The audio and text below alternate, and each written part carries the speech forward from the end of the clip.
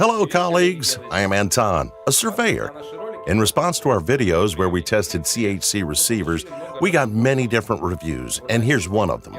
CHC receivers beat premium GPS brands. Okay. But they are made in Asia. Low quality assembly, poor materials. After the first rain, it'll start to glitch, and after 1 year, it'll break. We got numerous reviews like this. And you know what, colleagues? I want to see for myself what does China look like and how the CHC navigation equipment is assembled.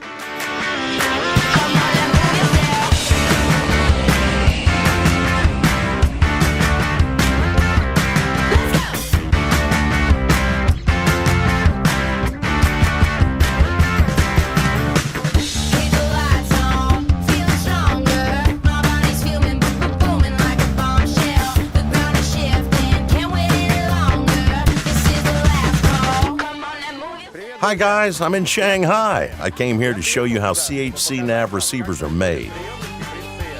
The weather's great today, the sun is shining, and we're going to the factory.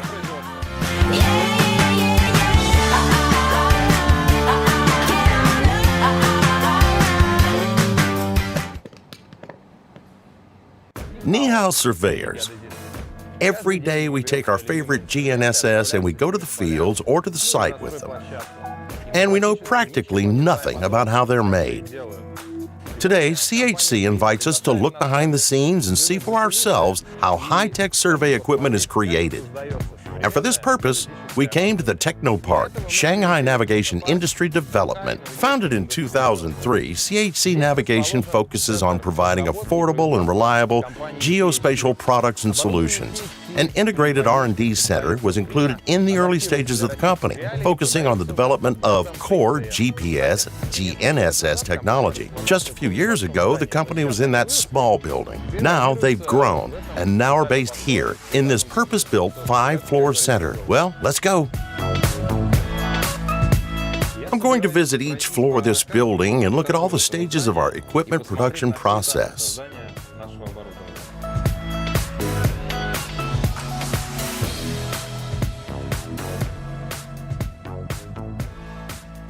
So, we're inside. Let's start with a few words about CHC Navigation itself. Here in the office, they have a wall where the entire history of the company's development is displayed. The company was established in China, Shanghai, in 2003. CHC had just 14 employees at the time. In 2008, the legendary X91 receiver was introduced. 2010, the first International Dealer Conference. 2011, the development of CHC's own OEM board started. By 2017, the company already had employed more than 1,300 people, and its story continues. On the third floor, there's an exhibition that shows all the technologically powerful solutions that CHC was able to produce. Here are some of the CHC receivers which you are probably familiar with: M6, I-70, and waiting for the I-90 sensation. The signal processing board is the heart of the receiver. Another important element is the GNSS antenna. We put all this in a suitable body, add modems, batteries, a display, buttons, and so on. Sounds simple, but in fact, this whole large department is needed for the hardware development.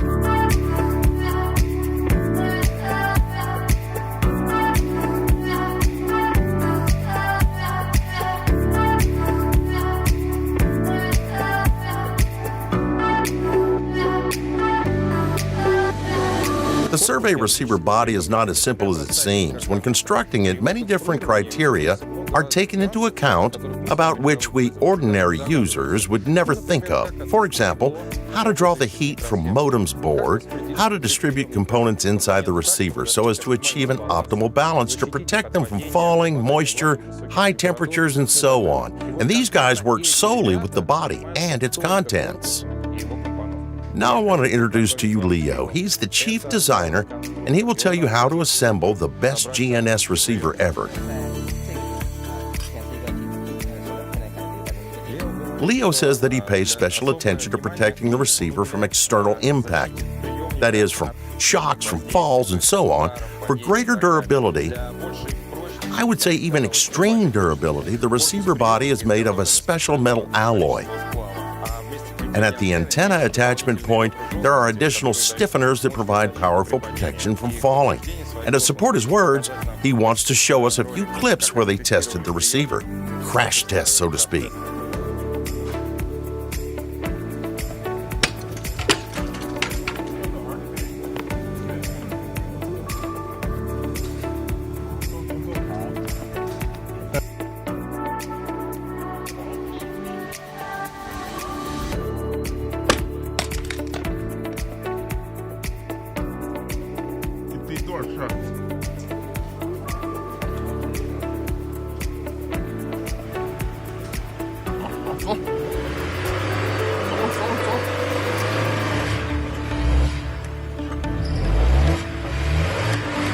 I bet some of you want to repeat this trick, but don't do this.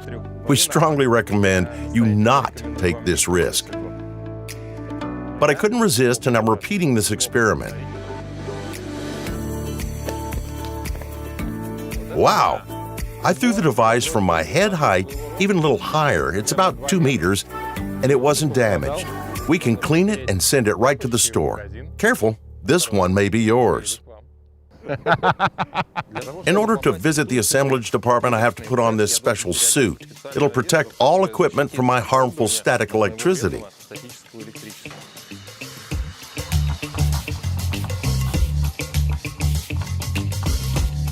Too small for me. She told me to step on this platform. It will remove excessive static electricity. I'm ready.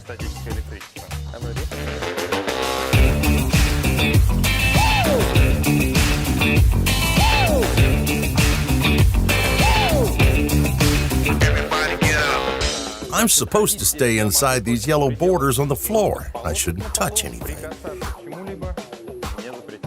The assembly shop is not big. CHC produces thousands of receivers, not millions. It's tidy and neat in here and very high-tech. Look at these cameras. Each receiver gets tested once assembled. After receiving them, qualities are tested. The receiver goes through these stands, temperature, pressure, humidity, etc. There's even a vibration stand here. Every cart has its own parking place.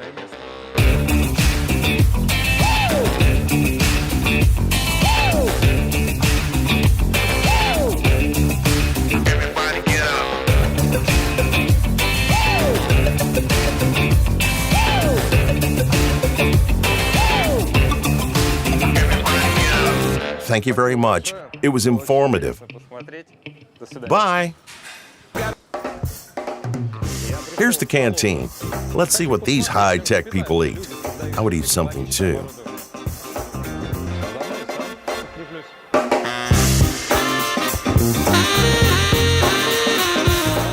I'll follow my eat traditions, so I'll order noodles with chicken.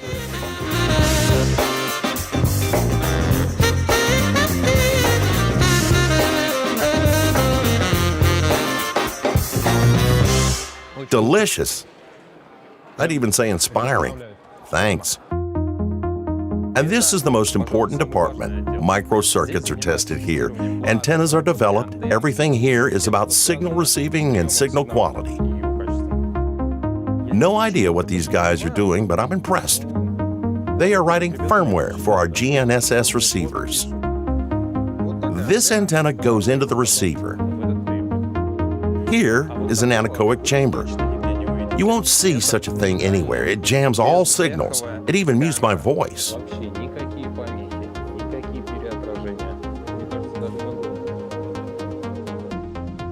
I can't miss an opportunity to shout inside.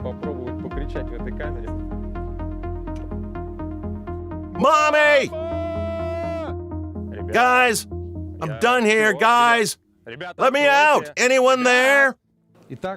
So we put an antenna, a microcircuit, a battery, a display, some buttons inside, but it won't work just yet. To become a proper receiver, it still needs field and office software. CHC has a whole software development department for this purpose. About 30% of the company's staff works in this department. The company invests many resources in software development.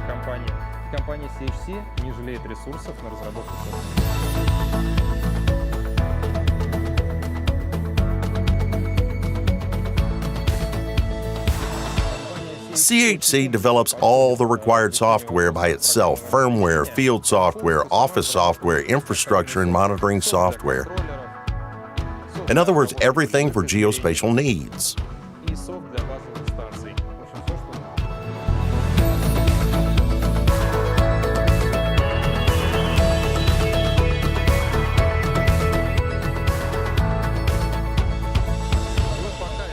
While I was walking across this room, they could write a whole Landstar 8, I think. Or even Landstar 9. This is a peculiar department. It doesn't deal with receivers. It creates USV drones. Look at all these models are completely functional. Unmanned boats are the most innovative solution for bathymetric survey. This boat has an echo sounder, GNS receiver to perform hydrographic surveys autonomously with precision. I've never used those before, but they definitely look nice. Every grown-up kid would be happy to play with it.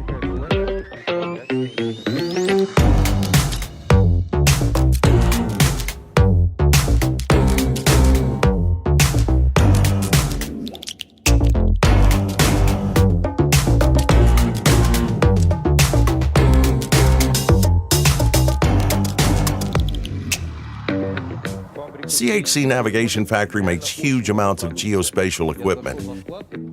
We're in the company warehouse. Just look around. You can imagine how big CHCNAV product line is. Various receivers, modems, controllers. Each of these devices will be thoroughly packed. A bumper will be put on to make sure that your receiver will be delivered in one piece.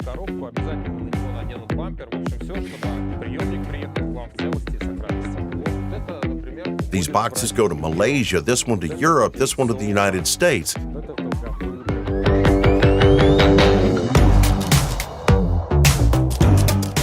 Where's the exit? A long time ago, Shanghai was just a fishing village, but later it became a center of trade with the West, thanks to convenient location and access to the sea. Later, the British came and Shanghai began to grow. After the Sino-Japanese War, Japanese people built the first factories here. It allowed Shanghai to grow even further.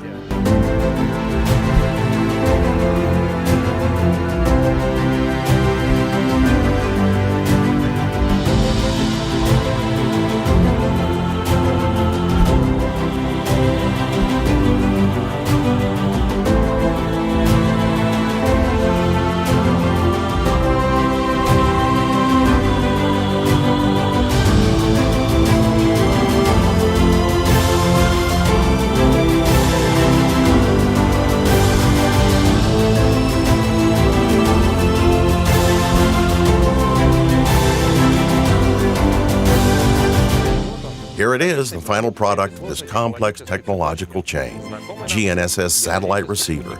We just put it on a geodetic pole, switch it on, and we're ready to work.